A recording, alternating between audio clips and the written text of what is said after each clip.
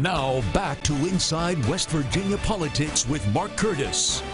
Welcome back to Inside West Virginia Politics. We're continuing our discussion on the gun debate here in America. Joining me now is Dee Price Childers from Moms Demand Action. Thank you so much for being here with us. Thank you. So why don't you just start off by telling me a little bit about Moms Demand Action and how you got involved with that organization.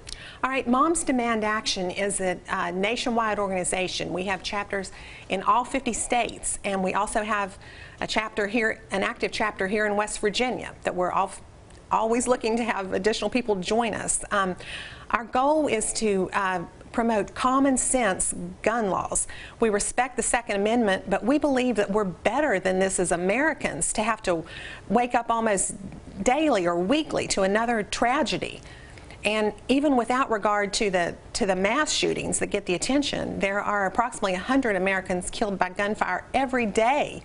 And we believe that as individuals, as a state, as a nation, steps can be taken to stem this horrible epidemic of gun violence. And we promote, as I said, common sense legislation, such as expanded background checks, making sure that people who have guns have had training, in addition to background checks, keeping guns out of places that they shouldn't be, basically keeping guns out of the wrong hands.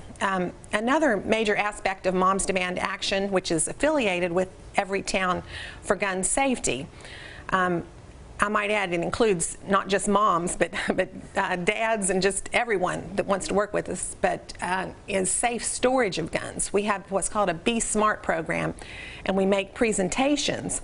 And Be Smart is focused on, if you are a gun owner, recognizing the risk that a loaded gun poses to the risk of suicide and the importance of keeping guns safely stored with the ammunition separate and keeping it locked so that children can't get access to guns. So that's our Be Smart program. Now, just recently, Moms Demand Action was rallying outside of Senator Shelley Moore Capito's office, demanding action on gun legislation. Obviously, there are so many people in Washington with so many different ideas of what needs to be done with gun control. What would make your organization happy? What kind of action do you want to see? Well, you mentioned the rallies Saturday. We had rallies in Charleston and in Morgantown, and Brady campaign actually had a separate rally in Martinsburg. And what we're asking for, especially in light of the recent horrible tragedies in Dayton and in El Paso, is Congress to take some action. Congress has done nothing in response to these tragedies to keep Americans safe. I mean, Americans, are afraid to send their children to school, to go to the movie theater. We want something done. Right now, in these rallies, we're calling for passage of it was H.R. 8 passed by the House that expands background checks. That's been blocked in the Senate by Senator McConnell. We're asking for Senator Capito and other legislators to bring that to the floor and pass the expanded background checks.